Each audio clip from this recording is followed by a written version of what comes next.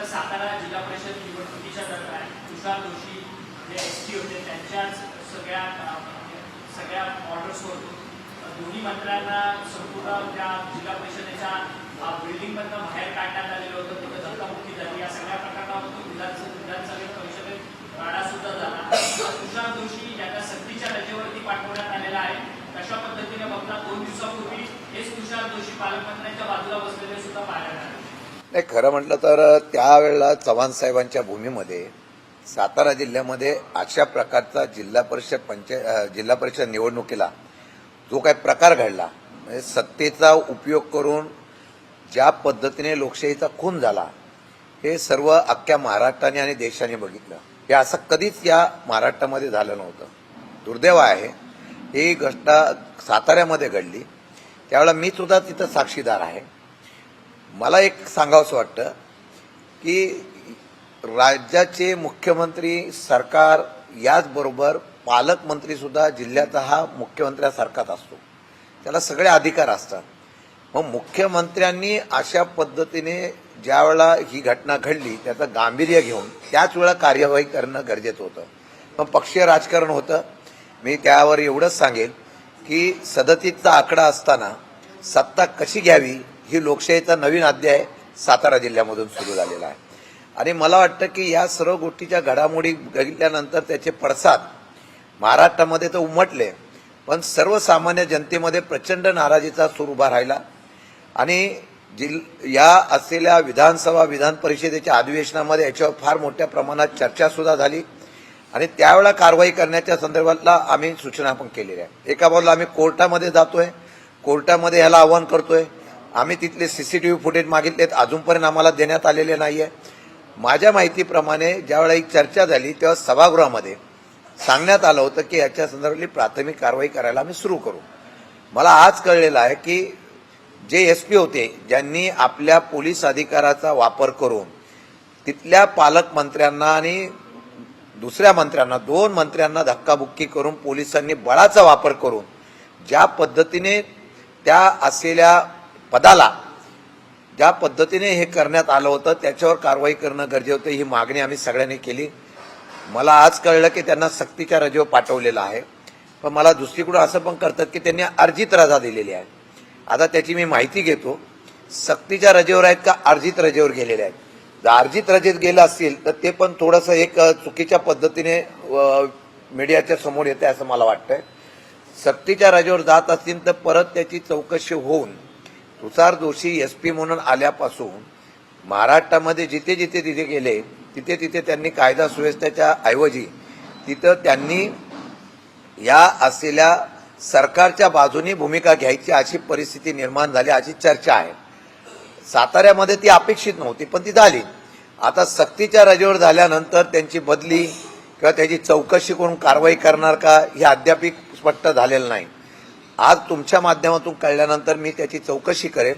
सक्तीच्या रजेवर गेलेत का अर्जित रजेवर गेलेत ते सरकारच्या वतीने त्या डिपार्टमेंटने खुलासा करणं गरजेचं आहे. जर अर्जित रजेवर गेला असेल तर हा सुद्धा फसवण्याचा भाग होईल. सक्तीच्या रजेवर गेला असेल तर त्यांच्यावर कारवाई करण्याच्या संदर्भातली भूमिका ही निश्चितपणाने करणं गरजेचं आहे. त्याच्याचबरोबर एसीबीचे ते अधिकारी होते देवकर म्हणून, त्यांनी सुद्धा बळाचा वापर केला. अशा 2 अधिकाऱ्यांना काही पोलिसांवर कारवाई करावी अशा प्रकारची मागणी केलेली आहे. त्याच्यावर सुद्धा कारवाई केली पाहिजे. त्यांनी केली नाही केली तर आम्ही कोर्टात जाऊन त्याच्या संदर्भामध्ये ही जी निवडणूक झाली आहे प्रक्रिया ही पूर्णपणाने चुकीची आहे हे आम्ही कोर्टात जाऊन त्याला आव्हान देणार आहोत.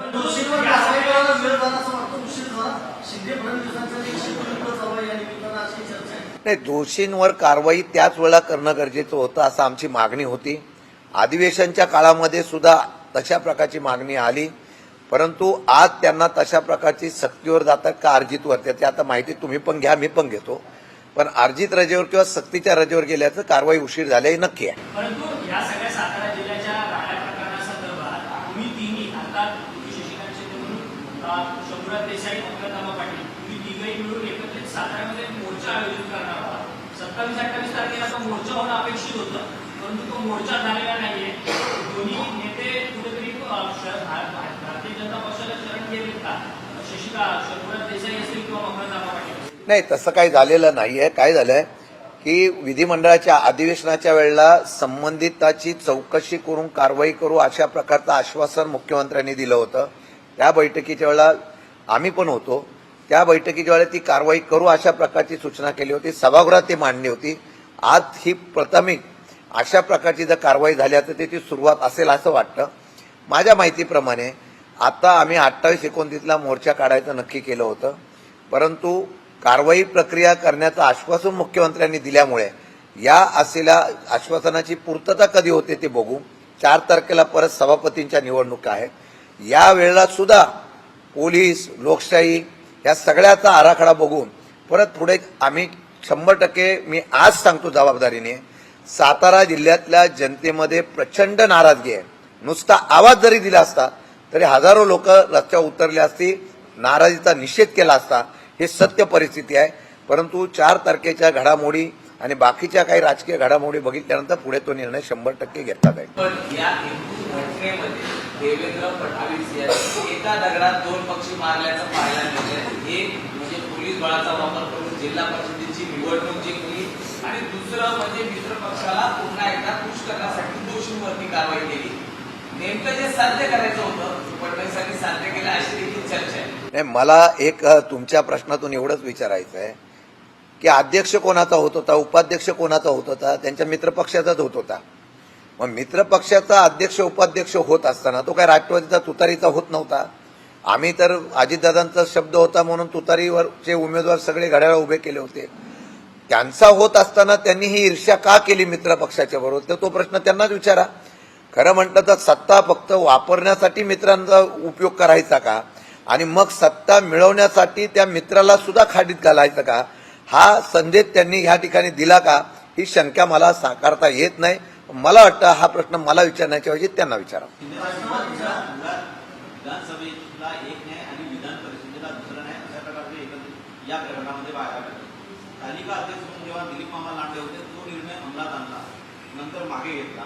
उपसभापती असलेल्या नीलम गोरेंनी आधी निर्णय दिले ते अंमलात येऊ शकले नाही, त्याच्यावरती टीका टिप्पणी झाली. सभागृहाचाच अवमान म्हणायचा का? 100% विधिमंडळाच्या निर्णयाच्या प्रमाणे अध्यक्ष आणि सभापती हे पद जे आहे उच्च पद आहे, हे न्यायालय पद आहे. तिथे जो निर्देश दिला जातो तो अंमलबजावणी केलीच पाहिजे अशा प्रकारचा संकेत आजपर्यंत पाळलेला आहे. आता काय झालेलं आहे, आता विधिमंडळ असो, लोकशाहीच्या माध्यमातून निवडणुका असो किंवा न्यायालयामार्गी, या ठिकाणी आता न्याय मिळेल का नाही, सत्तेमधल्या लोकांना जसा पाहिजे तशा प्रकारचे निर्णय घेण्याचा निर्णय घेतला जातो. निवृत्त सचिव जे आहेत कळशे, त्यांनी सुद्धा याच्यावर भाष्य केलेलं आहे की त्या ठिकाणी बसलेल्या जागेवरच्या असलेल्या पीठासीन अधिकारी असेल, सभापती असेल, उपसभापती, त्यांनी दिलेला निर्देश हा पाळायलाच पाहिजे अशा प्रकारचे संकेत दिलेले आहे. पण मुख्यमंत्र्यांनी असं सांगितलं की विधिमंडळाचा निर्देश देऊ शकतात सभापती, परंतु अंमलबजावणी करण्याचा अधिकार जो आहे तो मंत्र्यांना आहे. माझ्या माहितीमध्ये त्याच्यामध्ये तफावत आहे. त्यांनी कायदेशीर बाब बघावी.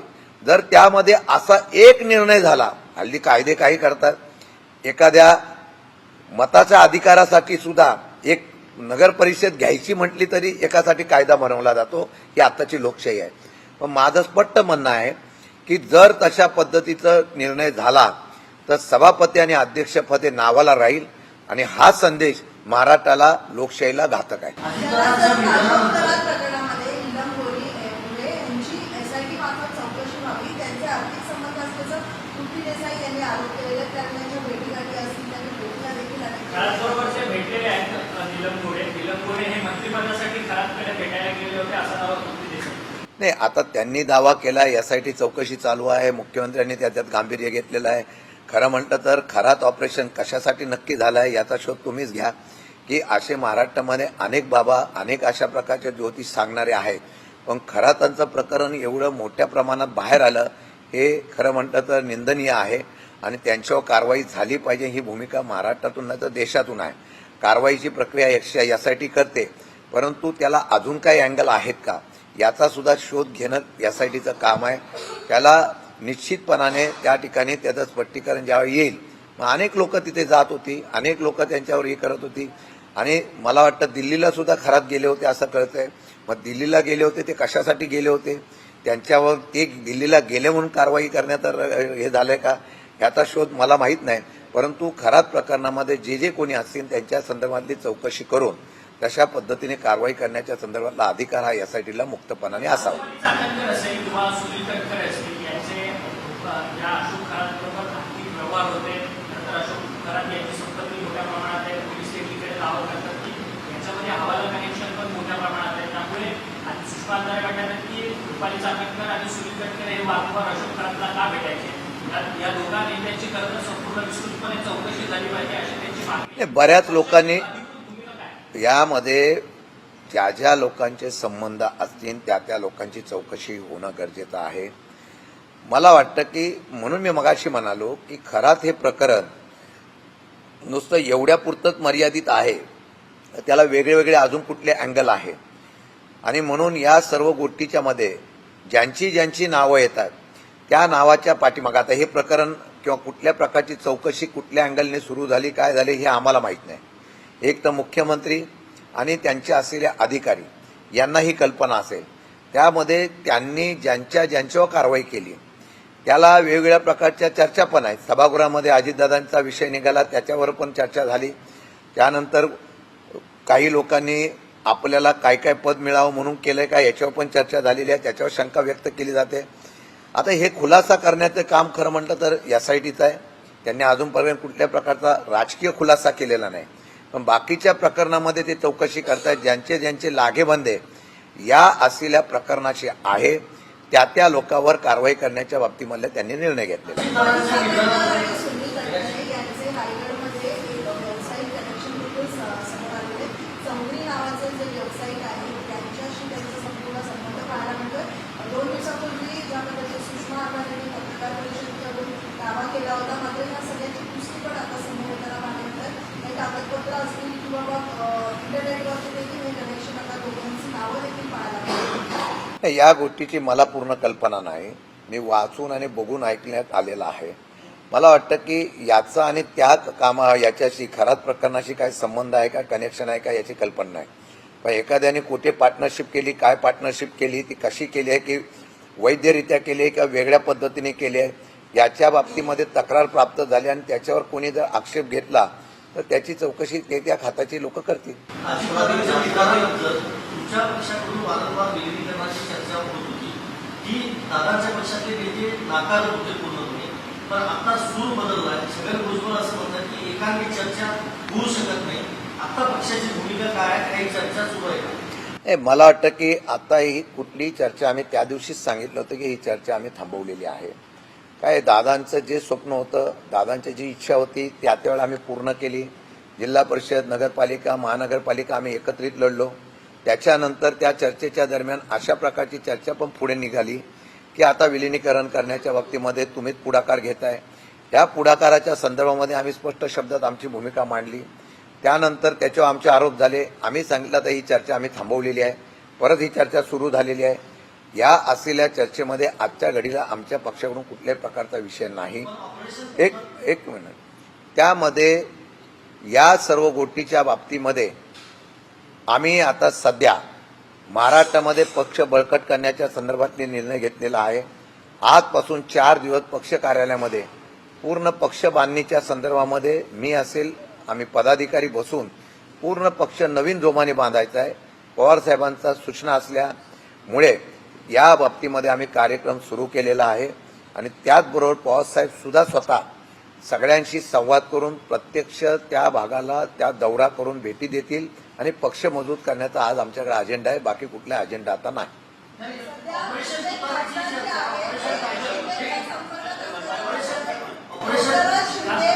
टायगर राबवण्याच्या तयारीत आहेत. तुमचे काही खासदार, उद्धव ठाकरेंचे काही खासदार त्यांच्या मला एक कळत नाही.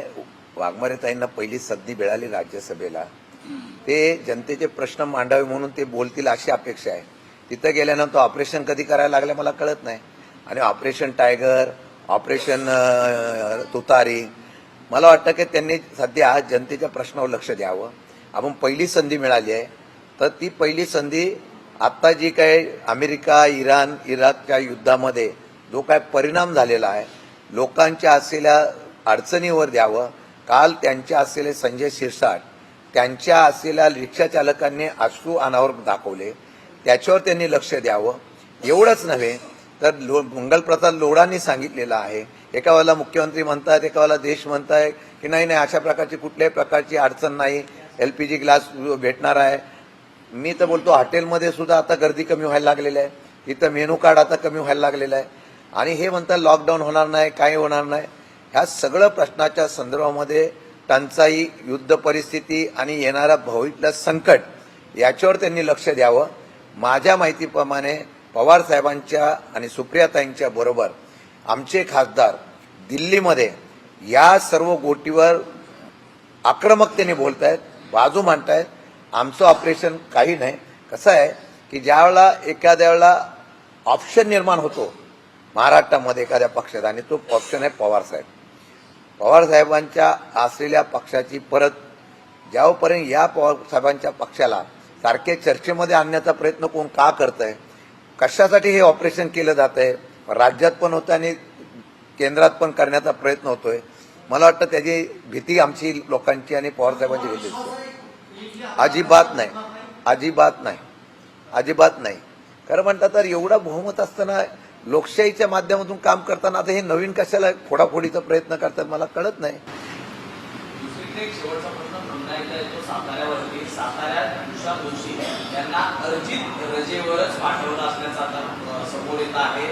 यापुढची आपली स्टेप काय असणार आहे? म्हणून मी मगाशीच म्हणालो, मी माहिती घेतली, त्यांना सक्तीच्या रजेवर पाठवलं नाही, त्यांना अर्जित रजेवर पाठवलेलं आहे.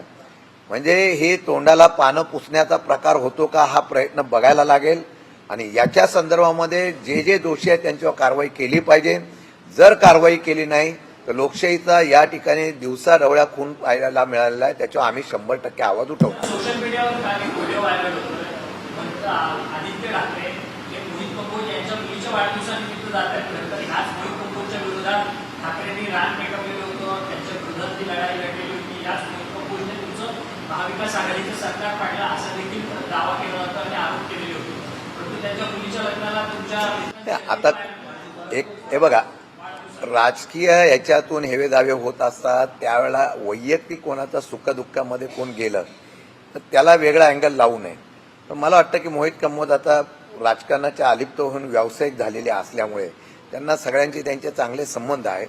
त्यामुळे एखाद्या चांगल्या कार्यक्रमाला कोण गेलं म्हणून त्याला लगेच ह्याच्याशी लगेच जोडण्याचा प्रयत्न होऊ नये असं मला वाटतं. हे जरी आता त्यांनी जरी राजकारण सोडलं असलं तरी राजकीय अनेक ऑपरेशन्स मध्ये त्यांचा थेट सहभाग असतो, थेट त्यांचा इन्व्हॉल्वमेंट असतो.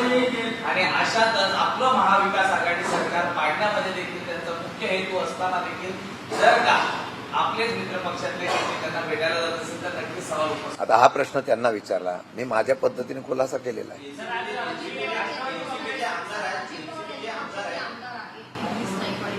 नितेश राणे यांच्यावरती एक नावाची हत्या झाली आहे की नेहमी हिंदू धर्माच्या विरोधात बोलत आहेत, धर्मांमध्ये वाद करण्याचा प्रयत्न करतात.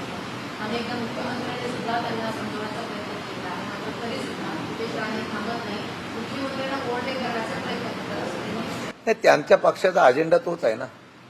असं आहे की पक्षाच्या अजेंडा आहेत. मग आता हे चाललेलं काय, मी मारल्यागत करतो तू रडल्यागत करतो असं सध्या चाललेलं आहे. मित्र पक्षाला तर अडचणीत आणायचं, पण आपला छुपा अजेंडा राबवायचा हा त्यांचा प्रयत्न चालूच आहे.